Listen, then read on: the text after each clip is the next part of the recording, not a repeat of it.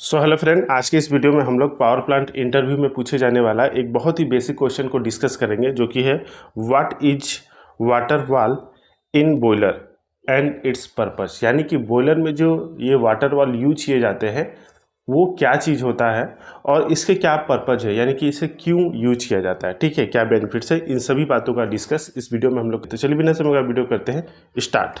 तो देखिए क्वेश्चन ये है कि what is water wall in boiler, ठीक है, एंड इट्स पर्पज। ओके, तो देखिए वाटर वाल वर्ड जो है वो सुन के ही लग रहा है कि एक ऐसा वाल जो कि वाटर से बना हो, ठीक है।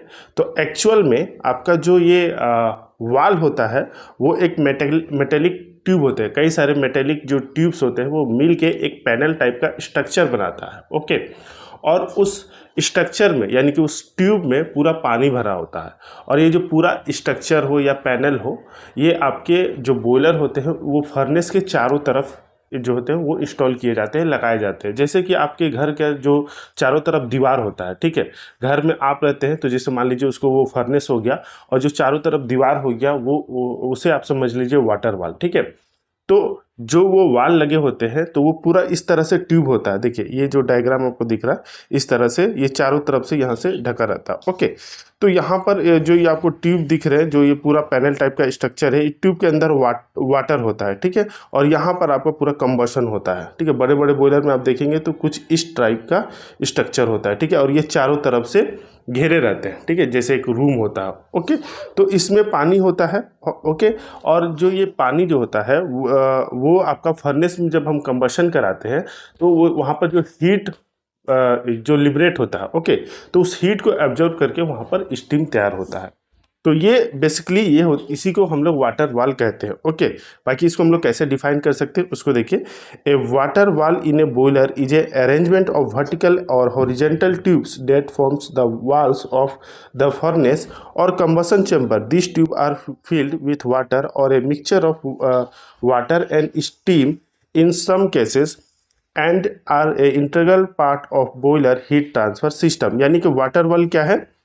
वाटर वाल बॉयलर का एक ऐसा वर्टिकल और हॉरिजेंटल ट्यूब का अरेंजमेंट है। जैसा आपका बॉयलर डिजाइन होगा वर्टिकल भी हो सकता है, हॉरिजेंटल भी हो सकता है ये वाल्स, ठीक है। और ये कहाँ लगे होते हैं? तो फर्नेस या कंबशन चेंबर में लगे होते हैं। इस वाटर वाल को आप नॉर्मली जैसे इवापोरेटर भी कहते हैं, क्योंकि इसमें जो होता है ये वाटर जो होता है वो फिल्ड रहता है, और यही जो होता है वो हीट ट्रांसफ़र के माध्यम से, यानी कि जो फर्नेस में कंबशन किया जाता है वहाँ से हीट लेकर ये स्टीम में कन्वर्ट होते हैं। ओके, तो इसमें वाटर और स्टीम का मिक्सचर भी होता है। तो इसी अरेंजमेंट को, इसी ट्यूब के जो पैनल होते हैं उसको वाटर वाल कहा जाता है। अब इसका पर्पज क्या है? तो जैसा कि डेफिनेशन से समझ में आ रहा कि इसका जो प्राइमरी जो पर्पज है कि स्टीम को तैयार करना, जो फर्नेस में जो कंबशन हो रहा है वहाँ से रेडिएंट हीट को लेकर वो हीट ट्रांसफ़र के माध्यम से हीट को एब्जॉर्ब करके वो वाटर जो होता है वो स्टीम में कन्वर्ट होता है। ओके, तो पहला पर्पज हो गया heat absorb. Water wall tubes absorb radiant heat directly from the flame in the furnace. Heat transfer the heat is transfer to the water inside the tube converting into steam, और ये steam में convert होते हैं। Okay, तो ये तो इसका primary purpose हो गया। सेकेंडरी क्या है कि स्ट्रक्चर सपोर्ट। तो बॉयलर में आप देखेंगे इस तरह से, जैसे मान लीजिए ये बॉयलर का हो गया, तो एक छोटा सा डायग्राम छोटे टाइप के बॉयलर का। तो यहाँ पर आपको एक चीज़ और समझ में आएगा कि ये एक तरह का ये स्ट्रक्चर भी दे रहा है बॉयलर को। ओके, तो जो बॉयलर का स्ट्रक्चर प्रदान करने में भी ये सहायता करता है। ओके, जैसे कि in many boiler water wall design to provide mechanical support to the furnace को एक मैकेनिकल सपोर्ट प्रोवाइड करता है। नेक्स्ट है इम्प्रूव इफिशिएंसी।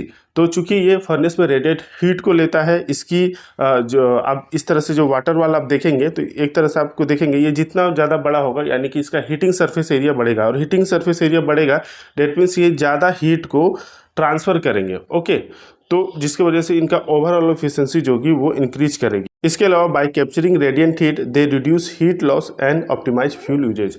जो रेडिएंट हीट को ये एब्जॉर्ब करता है उससे हीट लॉस भी रिड्यूस होता है, और फ्यूल यूजेज को भी वो रिड्यूस करता है, ऑप्टिमाइज करता है, ताकि कम से कम फ्यूल जो लगे और आपका ओवरऑल जो थर्मल एफिशिएंसी है बॉयलर का वो इम्प्रूव हो। ओके, तो ये इसके अदर्स बेनिफिट्स हो गए। ओके, तो यही होता है वाटर वाल। आई होप कि ये छोटा सा जानकारी आपके लिए काफ़ी हेल्पफुल होगा। वीडियो अच्छा लगा तो प्लीज़ वीडियो को लाइक जरूर करें, और ऐसे इन्फॉर्मेटिव वीडियो के लिए चैनल को सब्सक्राइब कर लें। मिलेंगे नेक्स्ट वीडियो में, तब तक के लिए जय हिंद।